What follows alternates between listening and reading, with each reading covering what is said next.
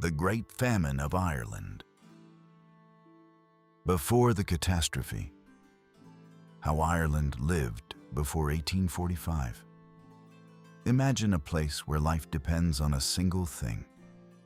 Not mostly, completely. A food you plant with your own hands on a small piece of land, sometimes rocky, sometimes waterlogged. A food that can mean the difference between your children growing up or not. Now imagine that this place is not isolated from the world. It is connected to markets, to political decisions made far away, to rules you never chose. And yet, day-to-day life unfolds in simple kitchens, in cabins, in narrow fields, in the rhythm of the seasons. Before we talk about the catastrophe, we need to enter that earlier Ireland. We need to understand how it worked, how people lived, how the economy moved, and why an entire country became so dependent on a single food. Because when the crisis comes, it does not create the ground from scratch. It tests the ground that was already cracked. Between the mid-18th century and the early 19th, Ireland went through enormous population growth. Think of it as invisible pressure. More people trying to live off the same land, competing for the same seasonal jobs, depending on the same food prices and the same harvest. For a portion of the population, there were opportunities. Growing cities, trade, some industrialization in certain areas, and large rural estates producing for sale. But for millions of peasants and rural laborers, reality had one defining word: vulnerability. Life was a simple, unforgiving equation. Small land, large family, unstable income, and a food dependency that left almost nothing for the unexpected. That dependency had a curious side. For decades, it was not perceived as a problem because the potato worked too well. It seemed like an agricultural miracle. And when a miracle works long enough, people build their entire lives around it, without realizing how dangerous that is. The potato was not merely food. It was, in a sense, a technology, an engine that allowed families to survive on a small amount of land. For the poor peasant, it had almost unbeatable advantages. It grew well in soils that were unsuitable for other crops. It yielded heavily per planted acre. It was nutritious enough to sustain a hard-working adult through a full day of labor. It could be stored for a period of time, giving the farmer some control over their own consumption. Instead of depending on the market to buy bread or grain, most people depended on what they grew themselves, and that gave a sense of security. It was the kind of security that made a family think, we can have one more child, we'll manage somehow. And that reasoning was a central piece of the puzzle. The potato allowed the population to grow because it lowered the cost of existence, at least as long as the harvest held. But there is the other side, and it is almost inevitable. When a system becomes too efficient, it becomes fragile. It is like a bridge engineered to carry exactly one type of load. It works until the day the load changes. In Ireland, for many, the diet became increasingly concentrated on the potato, sometimes accompanied by a little milk or oatmeal, but rarely much more than that. And the question that hovered in the air, like a silent suspense, was, what happens when the food that sustains everything fails? A large part of the rural population had no steady employment throughout the year. There was a great deal of seasonal work, with peaks at planting and harvest time, and long stretches where people lived on whatever they could find. That meant irregular income, and irregular income meant little or no savings. A family survived because it spent almost nothing on its main food, which came from the ground. Whatever money came in went to rent, clothing, salt, tools, debts. That kind of life has no cushion, no hidden savings, no backup plan. A bad year was not an inconvenience. It was an abyss. There was another important dynamic at work. In many areas, there was a custom of dividing land among children with each generation. Over time, this produced smaller and smaller plots. A piece of land that barely supported one family became an even smaller piece, trying to support two. Combined with the logic of the potato, this dynamic created a strange balance. The potato made it possible to live on little land, and that encouraged a way of life that only made sense as long as the potato remained reliable. Ireland was not outside the market. It participated in a larger economy. Certain regions produced for sale, for export, to supply British commercial circuits. And this created a tension that would later become one of the most shocking aspects of the Great Famine. The contrast between existing agricultural production and actual access to food. Daily life was local, the potato in the ground, the work in the field. But the structures that shaped income, land ownership, and priorities were very often defined outside Ireland. Ireland was, at the same time, a subsistence economy and a territory integrated into imperial markets and policies.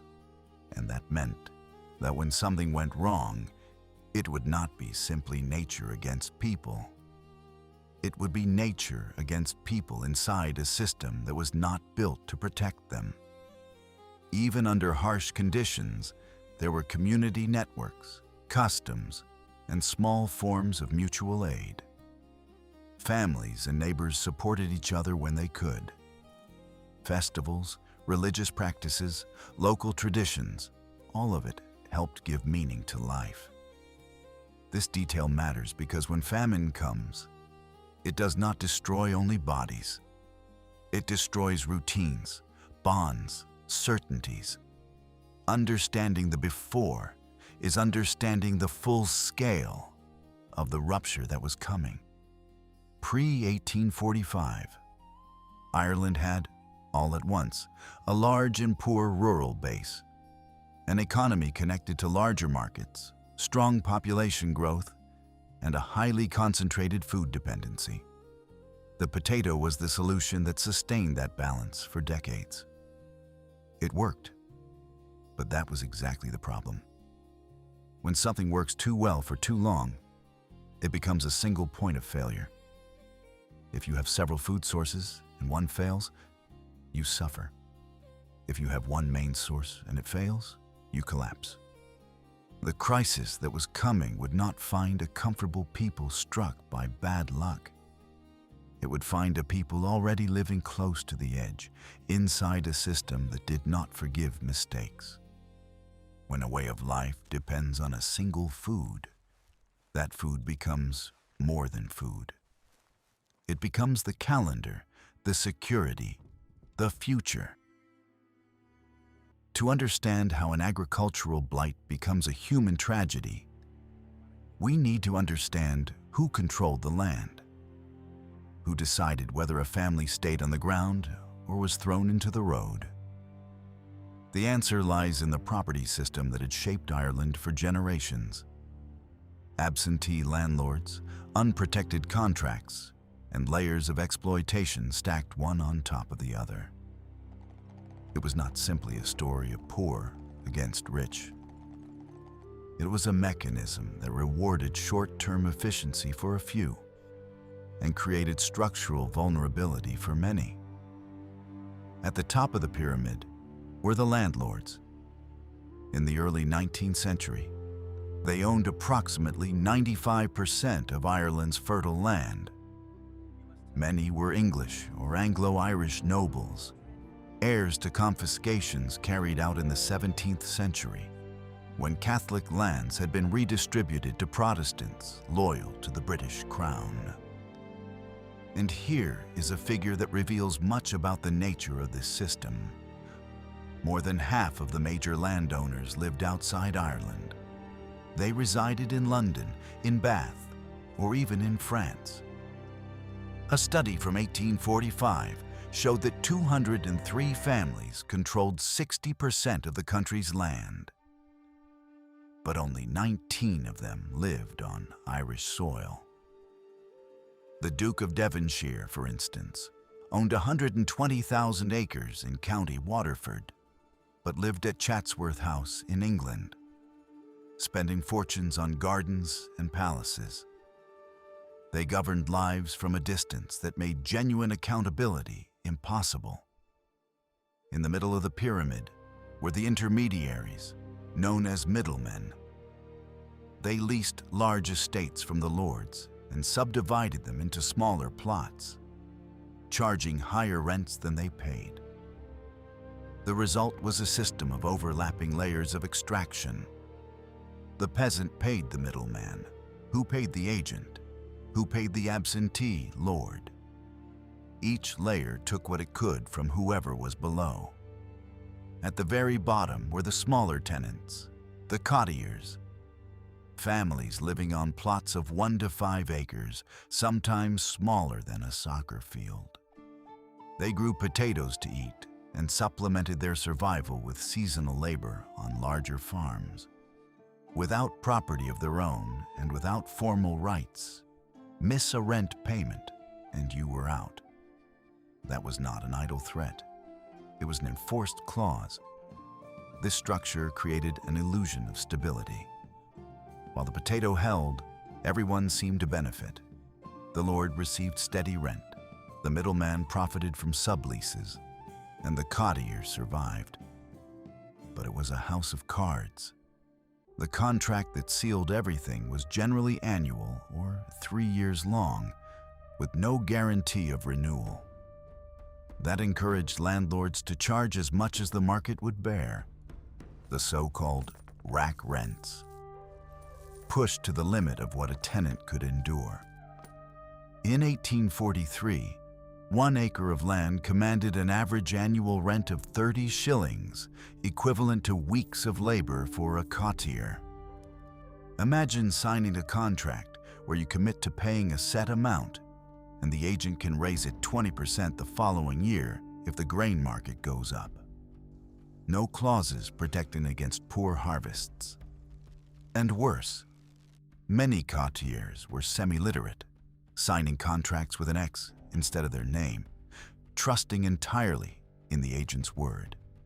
The custom of subdivision made the situation even more precarious. Over generations, a father would divide his land among his sons, creating plots of half an acre or less. In regions like the west of Ireland, a family of 8 people lived off that. The potato fit perfectly into this logic. It yielded 10 to 12 tons per acre, enough to sustain 10 people for a year. But what if it failed? Without savings and without credit, the cottager became a debtor immediately. Why did a system like this persist? Because it was profitable for those at the top. Ireland was the breadbasket of Great Britain, exporting cattle, grain, and butter. In 1845, while cottagers survived on potatoes, ships left Ireland carrying 4,000 tons of oats per week, bound for Liverpool. Landlords encouraged this model. Good land for grain and cattle went to larger tenants who paid more. Poor land was left for cottagers with their potatoes. Agents applied pressure. Plant more potatoes to pay the rent. The result was mass monoculture. The political framework reinforced this cycle. The Act of Union of 1801 had dissolved the Irish Parliament, centralizing all decision-making in Westminster. Agrarian reforms were rare. Catholics, who made up the majority of cottagers, had limited political rights until the 1820s. The British Parliament viewed Irish land as a commodity, not as the livelihood of a people. At the local level, the one who enforced everything was the agent, the true executor of the estate. Often a former tenant who had been promoted, he collected rents, decided on evictions, and allocated whatever assistance existed. Pressed by financial targets, he rarely had room for compassion. In bad years, he prioritized chronic debtors, removing the weakest first. Houses were demolished after eviction to prevent reoccupation. Families went to the roads or to the workhouses. In 1846 and 1847, more than 500,000 people would be evicted.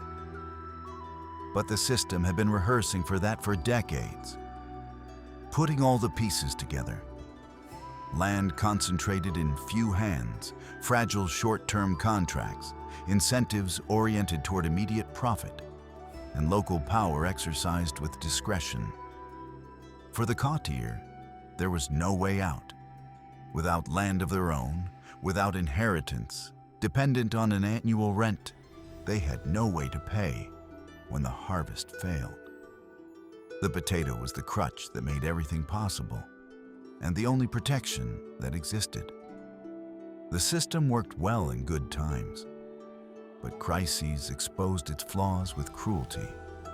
Without any safety net, an agricultural shock inevitably became a social collapse. Land was not an inheritance, it was a revocable loan, and when the creditor called the debt, millions fell. To understand the Great Famine, we need to meet the enemy.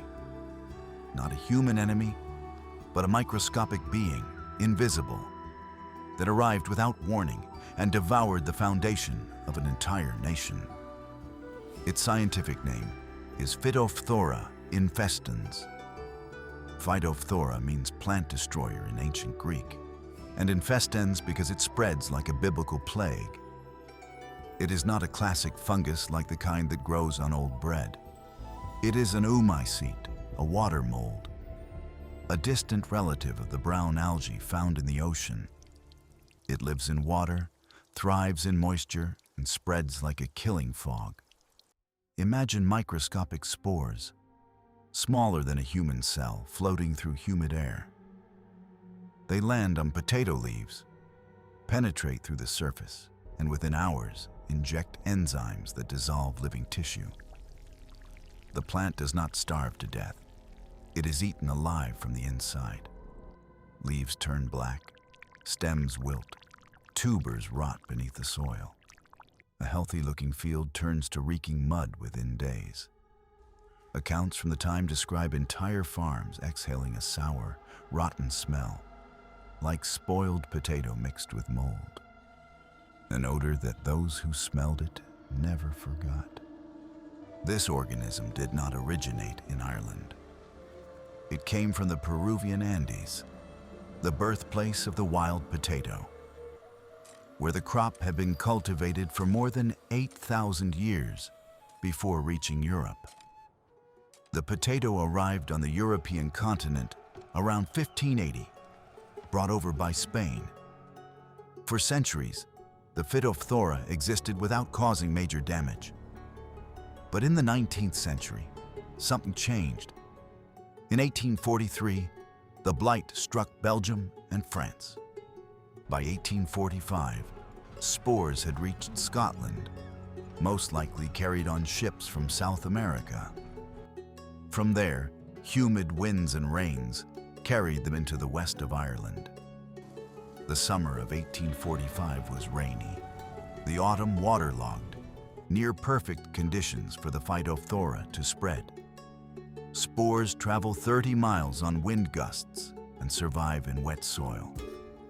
Within weeks, the regions of Mayo and Galway were under attack. In September, the first reports of blackened leaves came from the southeast in Wexford. By October, the blight had reached Dublin and Cork. By November, A third of the plantings had been destroyed. Farmers thought it was an early frost or some local pest.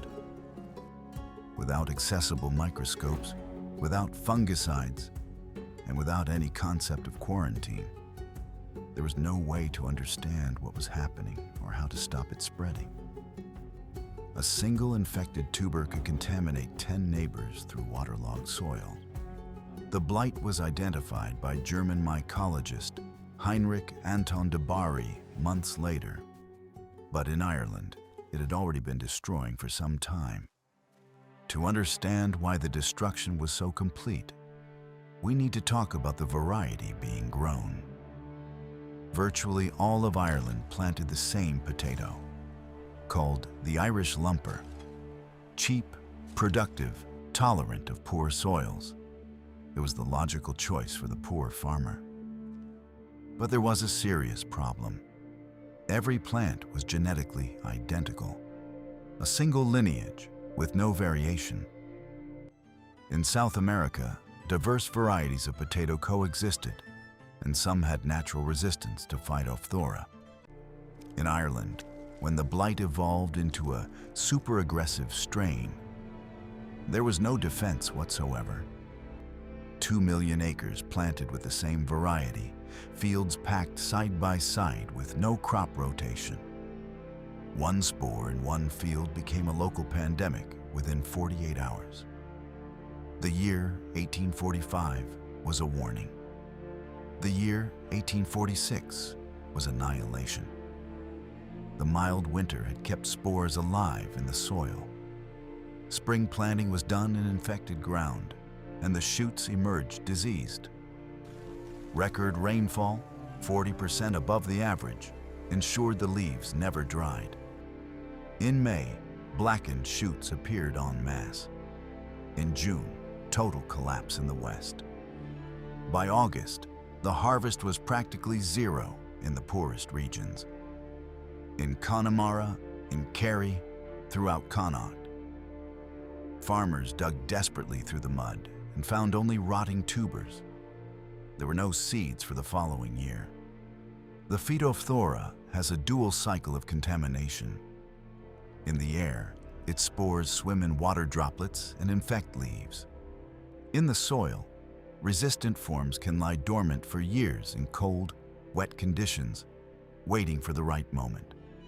Its ideal temperature is between 50 and 68 degrees Fahrenheit, with humidity above 90%, precisely the Irish autumn and winter climate.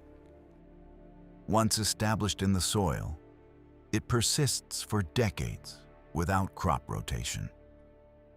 And unlike other blights that kill leaves from the outside, the Phytophthora destroys the tubers, the family's pantry. Without stored food, hunger was immediate. The blight did not choose its victims, it found them waiting. A water-dwelling organism, the right climate, and the wrong variety. The ingredients for an apocalypse. But biology alone does not explain the full scope of the tragedy. For that, we need to look at what human beings had built around all of this. The beginning of the crisis. The responses of 1845 and 1846. It was the end of the summer of 1845 when the first signs appeared. Slowly, like a poison spreading through the veins of a nation. On farms in the southeast, farmers noticed leaves wilting overnight, black and waterlogged, as if the plant were bleeding. They dug and found tubers that looked sound, but at the first cut revealed a dark slime with the smell of wet rot. Neighbors murmured about an early frost. Newspapers like the Gardener's Chronicle published alarmed reports in September. An unknown blight was devouring the potatoes. That autumn's harvest was painful. A third lost in the southeast. The west still relatively unaffected. Families rationed what was left, sold oats and milk to pay rent, betting that the following year would bring relief. Prices rose 50%. but the panic was still localized. In London, Prime Minister Sir Robert Peel dispatched scientific commissions. Reports arrived in October. This was no ordinary fungus. Humidity was accelerating everything, and the recommendation was to plant resistant varieties the following year. Farmers without microscopes or fungicides prayed and dug selectively, unaware that the fungus was hibernating in the soil, patient as a predator. Peel acted quietly to avoid inflating market prices. In secret, he purchased 100,000 tons of Indian and American corn that crossed the Atlantic and arrived in December. Distributed through public works, this American corn was hard as stone. It required mills that were scarce in the country. Cooked poorly, it caused diarrhea in stomachs accustomed to soft potatoes. People called it Peel's brimstone for the acrid smell the grain released when roasted. Even so, on the public works projects, men, women, and children dug roads and dikes in exchange for $1 a day, plus a ration. In Galway, 20,000 people worked in the rain, building roads that still exist today. Peel may have saved 500,000 lives. But the winter of 1845 to 1846 was mild, leaving the fungal spores alive in the wet soil. 20 to 30,000 extra deaths closed out 1845. A whispered warning, treated like passing wind. The spring of 1846 arrived treacherous. March and April planting was done in infected ground. Record rainfall ensured the leaves never dried. In May, blackened shoots appeared en masse. In June, total collapse in the West. By August, the harvest was zero across Connemara and Kerry. Panic exploded. The price of a pound of potatoes jumped from 1 penny to 18. Roads filled with people fleeing. Looting broke out in villages. What people called famine fever awakened. Typhus in weakened bodies, dysentery in contaminated water. Orphans wandered the roads. Peel doubled down. Temporary soup kitchens were opened, and the public works reached 500,000 employed by September. But in December 1846, Peel fell from power, brought down by his own repeal of the Corn Laws, a reform that freed grain trade but arrived too late for Ireland. His successor, Lord John Russell, adopted a very different posture. He cut state imports and transferred responsibility to the local poor laws, the relief unions funded by local taxation. The poorest unions in the West, without a solid tax base, collapsed quickly. Without taxation, without soup, deaths surged.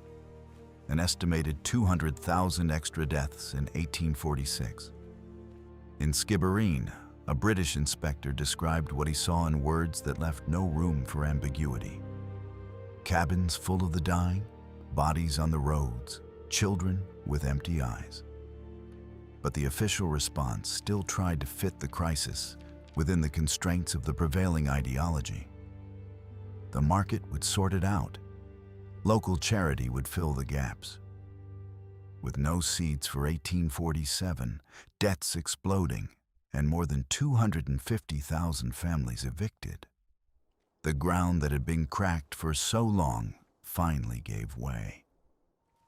The year 1845 whispered a warning. The year 1846 shouted the sentence.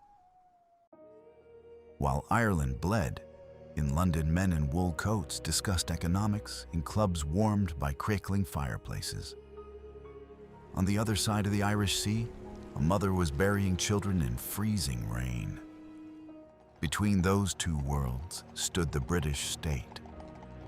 We will not list parliamentary acts like pages from a cold report.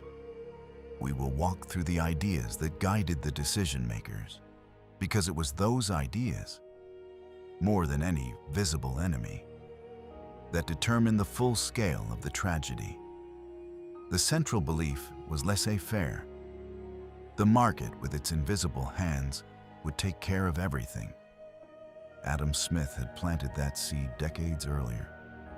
If the government interfered, what would happen? Laziness, dependency, distorted prices. In Ireland, that principle became lethal dogma. Sir Robert Peel dared to push back against it in part.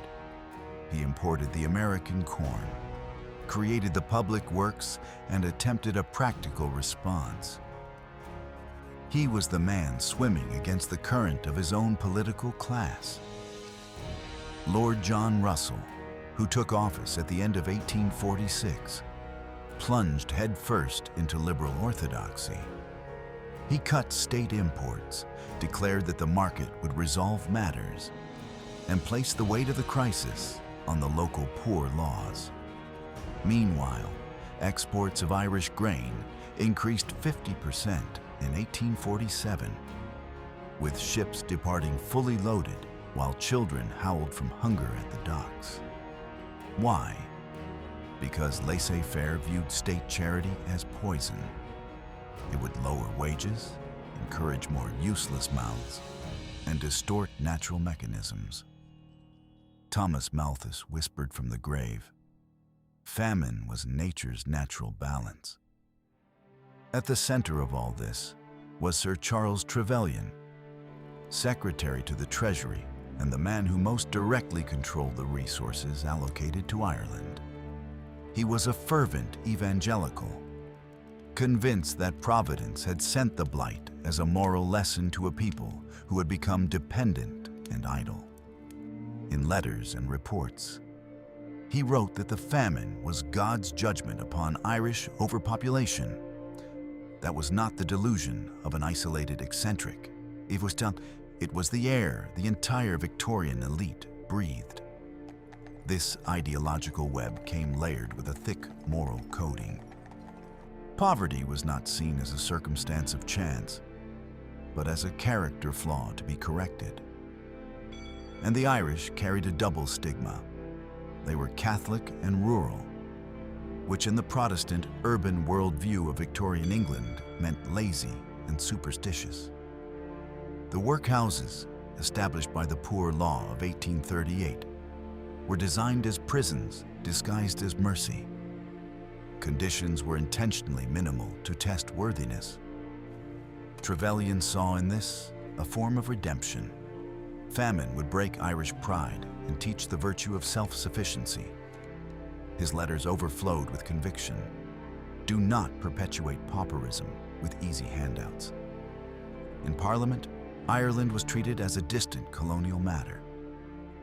Millions spent on India or Crimea flowed with relative ease. Ireland was a local question, its own lesson to learn.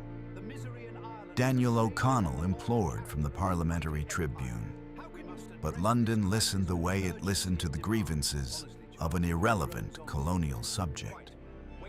The Act of Union had dissolved the Irish Parliament in 1801, and with it the political voice of the people who needed most to be heard. Not everything was a mission. Peel, pragmatic and reluctant, acted within the limits his system allowed. The public works employed 500,000 people. The Soup Kitchen Act of 1847, passed under Russell, fed 3 million people per week through kitchens spread across the country. A remarkable logistical operation for the time. Volunteer doctors were sent to combat the fevers. Real relief efforts existed, but those efforts were not proportional to the catastrophe. And the system as a whole remained guided by a compass that pointed toward ideology rather than toward the bodies on the roads. The famine of 1847, the Black 47, as it came to be known, claimed 300,000 extra lives, precisely as state assistance contracted and the local poor laws broke down. The market did not fix it. Self-sufficiency saved no one. Ideas that seemed noble in the heated rooms of Westminster became graves in the alleyways of Skibbereen. The state watched, judged, and moved on. Imagine the port of Cork at dawn in 1847. Ships rock on the tide, sails filling with wind, holds creaking under the weight of sacks of golden oats, barrels of butter, and cattle lowing on the decks. Behind the docks, in the narrow streets, a skeletal man extends his hand, begging for a handful of grain. The very grain now sailing for Liverpool. How was this possible? Food leaving by the shipload, while Ireland starved to death. This is the question that still divides historians and still fuels the anger of Irish descendants around the world. And the answer begins with a crucial distinction. Availability is not the same as accessibility. Between 1845 and 1852, Ireland exported food equivalent to 17 million pounds sterling, enough, by some estimates, to sustain 9 million people for an entire year. Ships departed from Dublin, Limerick, and Waterford loaded with oats, wheat, barley, butter, pigs, and cattle. In March 1847, at the peak of the famine, a single ship sailed from Waterford carrying 4,000 tons of oats. That was not a remnant of a system that had already collapsed. That was the market functioning according to its own logic. The fields of Eastern Ireland, in Leinster and Munster, were more fertile and less devastated by the blight than the West. Larger farms, with resources and diversified plantings, continued producing grain for sale. For those tenants, exporting was the only way to pay rent and keep the farm. The land system, with its voracious logic, forced tenants to prioritize external sales even in the midst of domestic famine. Local merchants made the same cold calculation. English buyers, with greater purchasing power, paid prices that the starving population could not even dream of matching. The market was a machine that distributed food to those who had coins and denied it to those who did not. At fairs in Clonmel, piles of oats gleamed in the sun, while peasants were turned away for offering less than the going price. A pound of oats cost the equivalent of a full day of seasonal labor. For the cottier without income, it was out of reach. This is the central paradox. The Irish famine was not caused by an absolute scarcity of food. It was caused by the evaporation of purchasing power. Without potatoes, without a harvest to sell, without income. Without income, without access to the market. The so-called free market, as the ideology of the time proclaimed, worked for those who could participate. For everyone else, it was watching the feast sail away. The historical debate that followed is fierce. John Mitchell, the nationalist journalist exiled by the British, accused openly. England took Ireland's food while its people died on the roads. For him, it was not a tragedy, but deliberate extermination. Revisionist historians like Cormac O'Grada respond that Irish merchants, not just English ones, were filling the ship's holds, that the market was following its own logic, and that placing the blame solely on Great Britain oversimplifies a complex tragedy. The debate is legitimate, but the central fact remains. Food existed, food was leaving, and those dying of hunger had no way to buy it. The British government did not stop the exports. It could have. It could have requisitioned stockpiles, subsidized prices, guaranteed minimum access to basic foods. It did not. The ideology of laissez-faire blocked that intervention. The result was that the poorest people of Ireland starved to death, while the country exported enough food to save them. An abundant famine where one man's full stomach filled another's grave. The poor law, the workhouses, and the human cost of assistance. Hear the creak of an iron door opening at dawn. In some forgotten workhouse in the west of Ireland, 1847, a line winds through the mud. Mothers with babies in their arms, elderly people bent like dry branches, men with empty eyes. Behind that door lay relief, the word that promised bread. But what it delivered was methodical humiliation. In 1847, 200,000 souls crowded into those barracks, more than all of Britain's prisons combined. And typhus swept through 20% of those inside like an invisible scythe. That was the official salvation. Enter to live, or enter to die slowly. The Irish Poor Law was created in 1838, based on the English model and steeped in its Victorian logic. Poverty is not fate. It is a moral flaw to be corrected.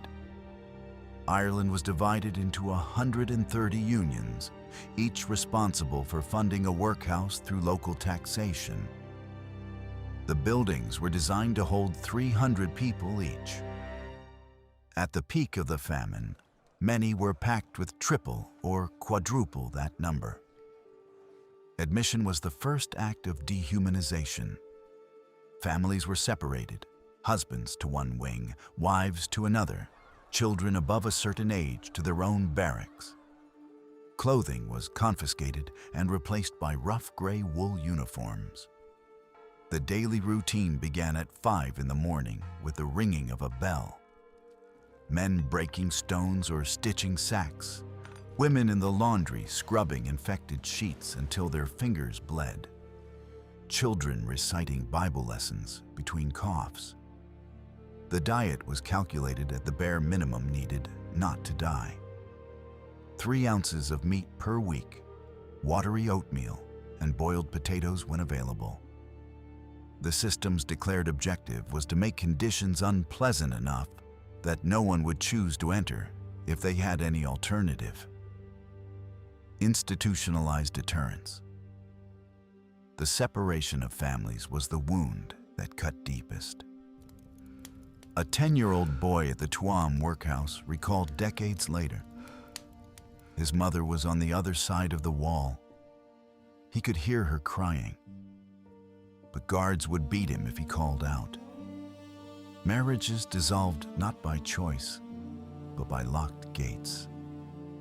Months spent in the same space without ever seeing each other created distances many families would never close again. Inside these walls, death did not wait for an invitation. Typhus, carried by lice that thrived on unwashed skin and immune systems shattered by malnutrition, leapt from bed to bed like sparks in dry straw. High fever and delirium killed within days. Dysentery ran from clogged latrines. In Ballinrobe in 1847, a single outbreak carried off 40% of those interned within weeks. Bodies were stacked in the courtyards and buried in mass grave. Pregnant women gave birth in dark rooms, babies dying from weakness before their first cry. Children fell ill from loneliness as much as from hunger. The guardians, paid per head assisted, had incentives to stretch rations. In the poorest unions in the West, without a sufficient tax base, conditions were even worse. London ordered the local unions to sustain themselves on their own resources. For the regions most devastated by famine, which by definition had the least income to tax, that was a death sentence. There were exceptions. Quakers, missionaries, and volunteers slipped in extra help where they could, with warm soups and clothing. The Soup Kitchen Act of 1847 temporarily supplemented the system, feeding millions through external kitchens. But the official state maintained the coldness of its original design. charity that humiliated enough to prevent habit. Survivors who left the workhouses carried a stigma that followed them like a shadow. "Workhouse children," neighbors would whisper, in a tone that blended pity and contempt. Broken bonds, unrecognizable families, shattered identities. The system gave bread to some and stole humanity from all, saved to suffer in silence. The Great Famine did not kill only through slow starvation. It was the doorkeeper for an invisible army of diseases that reaped in mass, while the social fabric came apart like rotting cloth. Typhus, dysentery, cholera, and scurvy killed as many as direct hunger, in some cases more. It was as if the famine opened wounds in the entire body of the nation, inviting every demon in at once. Typhus, nicknamed the Irish fever, found perfect prey in bodies destroyed by malnutrition. Skin unwashed for months, immunity shattered by the lack of protein. The bacteria carried by lice spread rapidly through overcrowded workhouses, in cabins with 8 people sharing the same straw, on roads covered with refugees. The disease began with a piercing headache and a fever that escalated quickly. Delirium where mothers saw figures in the cracks of the walls. Within days, red blotches appeared, the lungs filled with fluid, and the body convulsed. People called it black fever for the dark crust that formed on the tongue. A family of 7 huddled in wet straw, the father coughing up blood, eyes fixed glassy on the cracked ceiling. The fever jumped to the mother, then to the children, one after another. Survivors buried the dead in shallow graves, trembling hands digging into waterlogged soil, without a priest or a cross to bless the ground. Typhus did not entirely discriminate. The wealthy in Dublin could succumb too. But it was the poor, concentrated in workhouses and cabins, who died in devastating proportions. In Ballina, a single outbreak swept through 40% of a village in 1 month, leaving orphans roaming the roads. While typhus burned from the outside, dysentery and cholera attacked from within. Dysentery, caused by bacteria and water contaminated by excrement, began with cramps that doubled the body over and progressed to bloody diarrhea that could empty the body within hours. Without sanitation, famine weakened people and the plague entered freely. Cholera arrived in waves, draining fluids until the skin turned bluish and the eyes sank into their sockets. In Cork in 1849, it swept thousands away at once, bodies dehydrated and stiffened in postures of eternal agony. The famine chose its victims with surgical coldness. Children with immature immune systems fell first. Bellies swollen by malnutritional edema, translucent skin, clouded eyes. The elderly wilted within days, without teeth for hard porridge, without mobility to reach distant soup kitchens. Pregnant women gave birth to weak, premature infants, with dried-up milk and no means of feeding them. Birth rates plummeted 40%. A generation was lost before it was born. Beyond bodies, the famine consumed bonds. Neighbors who had once shared milk began stealing rotten potatoes from each other. Trust evaporated. Violence erupted where community had once existed. Fights over seeds, crimes over flour, theft rates doubling, courts packed with skeletal defendants. In Clare, groups burned the barns of debtors, hungry vengeance. Internal migration tore up roots. Families from the west dragged carts towards cities, abandoning ancestors in unnamed cemeteries. Catholic communities, once united in masses and celebrations, fragmented. Priests buried dozens per day. Cultural practices shifted. Marriages were postponed. Collective wakes were held without coffins, without the rituals that had once given meaning to farewell. There was a female funeral lament called keening, which echoed across entire valleys, voices torn raw in harmonies of collective pain. It was Ireland mourning itself. The toll was brutal. 1 million deaths, caused not only by hunger, but by the fevers that hunger summoned. Society aged, bonds broke, and violence sowed a hatred that would persist for generations. Survivors carried invisible scars, deep-rooted distrust, memories of mass graves.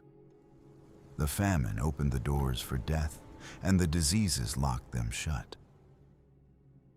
From the chapters of famine and fever emerges the greatest human movement of the modern era, the exodus that transformed a shattered island into a nation without borders. From 1845 to 1855, 2 million people departed, cutting Ireland's population in half.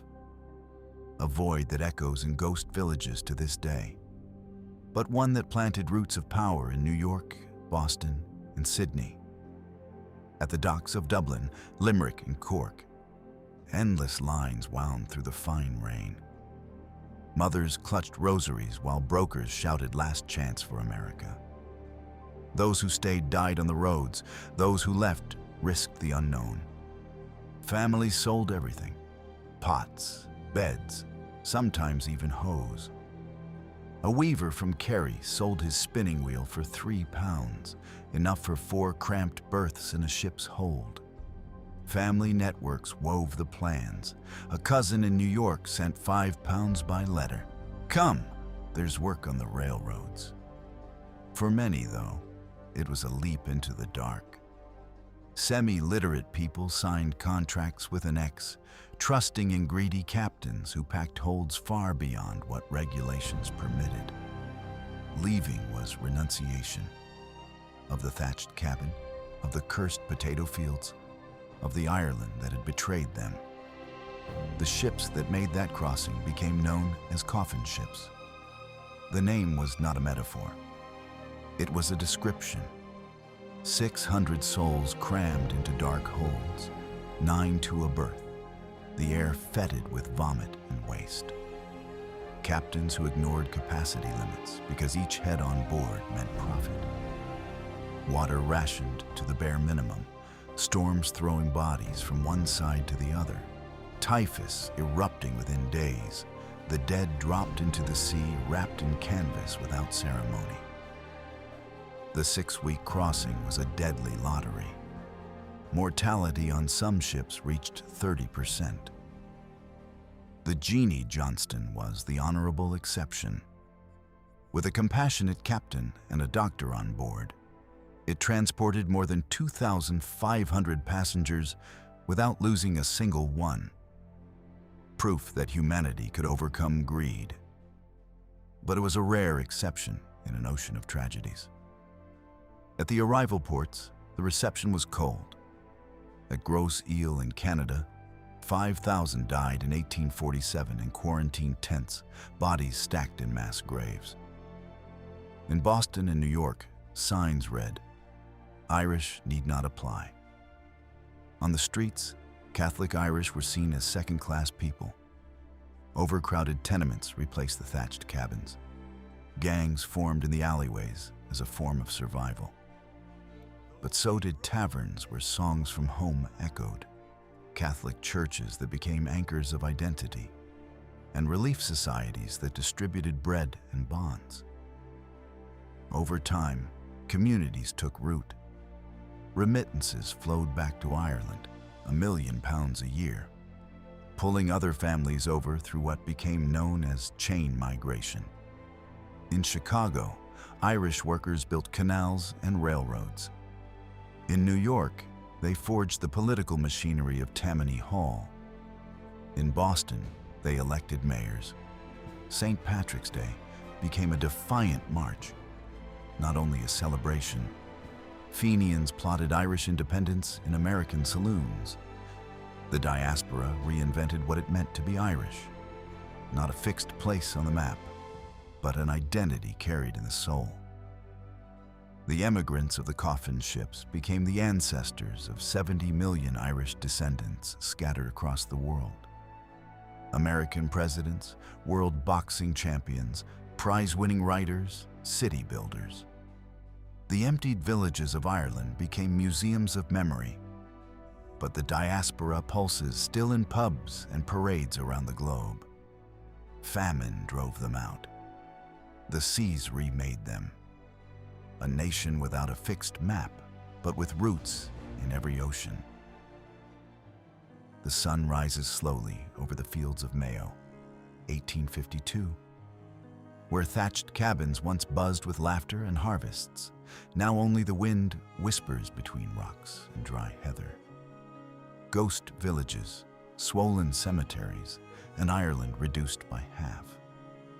What the Great Famine left behind was not empty silence, but an underground roar that shaped the world all the way to the present. Ireland's population, 8.5 million in 1841, plummeted to less than 6.5 by 1851, and continued falling in the following decades, reaching 4 million in the early 20th century. A demographic void without parallel in the Western world. Villages in the West saw their populations fall 70% in a single generation. Landlords took advantage of the emptiness. The Encumbered Estates Act of 1849 made it easier to sell indebted properties at auction, and new lords bought vast lots for grazing. Fields that had once sustained entire families became pasture for exportable cattle. Surviving courtiers became hired shepherds. Lands that had carried family names lost those names. Women married later, families shrank. Cities like Dublin swelled with rural workers. A slowly urbanizing, more industrialized Ireland emerged from the ashes. But the void echoed. Silent roads, empty schools. A lost generation that left the island aged before its time. In the remaining cabins, trauma did not heal. It was inherited. Survivors carried what modern scholars call famine in the soul. Nightmares of roads lined with corpses, distrust of foreign food, and aversion to potatoes that lasted for generations. Grandmothers in Galway told their grandchildren, "Never trust the land, it betrays." Broken health persisted. Scurvy weakened bones, tuberculosis coughed in fragile chests. Bonds twisted by orphanhood created solitary adults. Alcoholism became a refuge. Modern studies identify epigenetic markers associated with stress transmitted across generations, explaining elevated rates of depression and anxiety in the diaspora. The trauma was biological as much as psychological. But trauma also became fuel.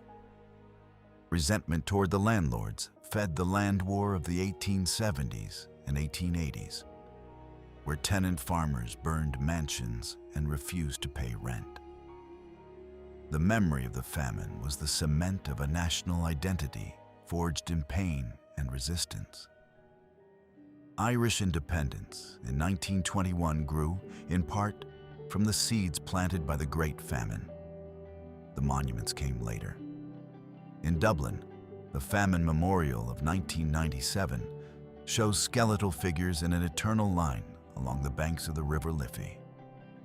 In Boston, Sydney, and St. John, Canada, crosses and statues honor the dead of the coffin ships. In Ireland, on Gorta Mór, the Great Hunger became a required part of the school curriculum. Ballads like The Fields of Athenry sing of the famished farewell. The song Skibbereen, written in the 1850s, still moves people in pubs in any corner of the world where an Irish person stands. And then there is the historical dispute, which has never been fully settled. John Mitchell cried deliberate extermination as early as 1848. The historian Cecil Woodham Smith, in her landmark 1962 work, The Great Hunger, indicted laissez-faire ideology and British criminal indifference. Revisionist historians like Cormac O'Grada respond. It was a tragedy compounded by pre-existing poverty and a blind ideology, but not a planned genocide.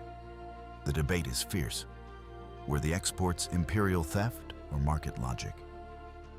Was Trevelyan an ideological fanatic or a strict administrator working within the limits of his era? Nationalists see colonialism in its cruelest form. British voices speak of humanitarian failure.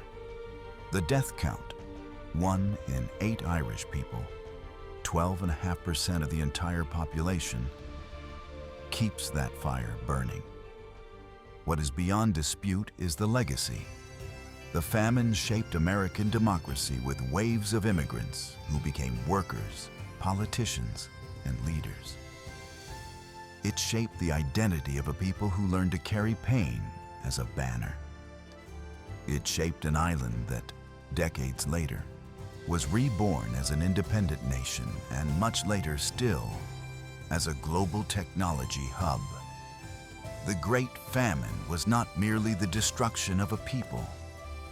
It was the forging of a destiny. Famine broke them. Memory rebuilt them. From mass graves to voices that reach every corner of the world.